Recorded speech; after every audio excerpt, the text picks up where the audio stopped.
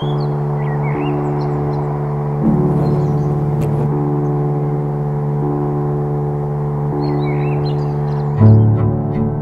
outside the city of Los Angeles is an urban farm called Sarvodea. The name may be hard to pronounce, but its mission is easy to understand. The definition is taken as the upliftment of all, and I like that idea for the farm in that we're not just uplifting, we're not just growing plants and growing healthy plants, but we're uplifting the soil, we're uplifting the ecosystem that we're growing and the wildlife that we're living with, and also the people that are coming here to learn and grow themselves. Rishi Kumar and his mother Manju weren't always urban farmers. It all started with a basic fear. We were really scared about our food. One day, this is not good for you. The other day, that's not good for you. It was just overwhelming, and we thought, we have the land, we can grow our own food. Why don't we just grow it? So worried about pesticides, genetically modified seeds, and the basic waste of land, the Kumars started right in their own backyard, turning their typical suburban home into a sustainable teaching garden called the Growing Home.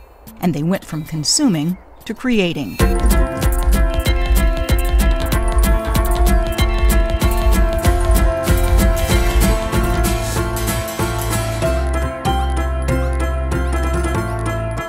Basically, you know, the suburban idea where you're just constantly consuming things and actually moving into, you know, let's grow some food here, we're going to grow some medicinal plants here. Instead of getting all of our water from outside, we'll harvest the water that lands on our property, harvest the water that lands on our roof, recycle the gray water from our laundry machine, from our bathroom, from our shower, and turn it into a more balanced and productive place.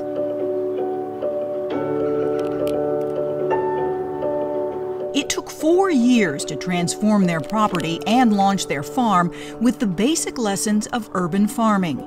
Use your own seeds and care for the soil through composting, reusing thrown-away food items to fertilize the soil. So what we do here is we care for the soil, we feed the soil, we make sure that there's moisture in the soil, and when you do those things, then the soil gives back to you. You know, as you are generous towards the soil, and the soil is generous back to you, and that's why on this small property we're able to grow so much food in such a small space. We have lettuce, we have chrysanthemum green. Untended soil is suppressed, according to Rishi. To prove his theory, he shows us his neighbor's yard.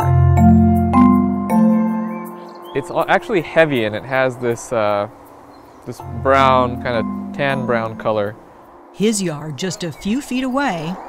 So this is our garden, and you can see here I can get my trowel in there nice and easy. It's loose all the way down, and it has this much darker color, and it crumbles really easily. Which helps the roots of plants grow deep and creates less need for irrigation. These basic ideas aren't new, they're thousands of years old, and they could have a far-reaching impact in today's industrialized and urban world. In the United States alone, 30 to 40% of the food supply is wasted. That's more than 20 pounds of food for every person who lives in the U.S. every month. Nothing is wasted at the Kumar's farm. As a community-supported agricultural farm, people join the co-op and the farm feeds them. Every week on Wednesday, we go through and we harvest whatever is fresh and whatever's ready, and we pack it up into boxes and we send it out to our members. But beyond their reach in Los Angeles, the Kumars have a message to share that could work anywhere. New Yorker Susan Kim is a trainee in the farm's free educational program. I've seen so many people interested in it. I really think this is the new wave of how we're going to make our food. We don't have to rely on people. We'll just use our front yards, use our backyards, use our terraces, and start growing our own food and seeing a big difference in our health and in our minds, because it's all connected.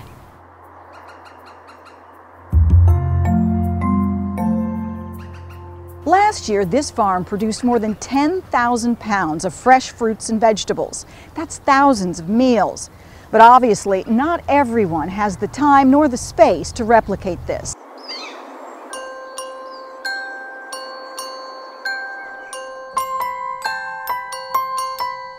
But that doesn't mean individuals can't take the Kumar's lessons to heart. What we do is we learn from the people that are really willing to go to these extreme measures to demonstrate the possible. And there are global possibilities. The Food and Agriculture Organization of the United Nations reports that 800 million people worldwide grow vegetables or fruits or raise animals in cities, producing what the World Watch Institute reports to be an astonishing 15 to 20% of the world's food.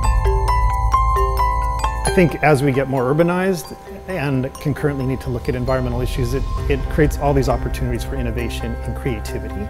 So you might say, well, if the whole area is built out, where would we have a farm? So we could put on the roof, because what else is on the roof? Typically nothing. Rishi Kumar says the movement is growing because of the results. We can show people that, not only are we growing a lot of food, we're growing nutritionally dense food, which is actually going to enliven you and invigorate you and keep your body healthy. And to prove that, this year the farm's fresh veggies, fruits, and eggs will be compared in a lab to the same items purchased at a grocery store. Useful research, but findings Kumar doesn't really need to know why he's an urban farmer. For Full Frame, this is Sandra Hughes in Pomona, California.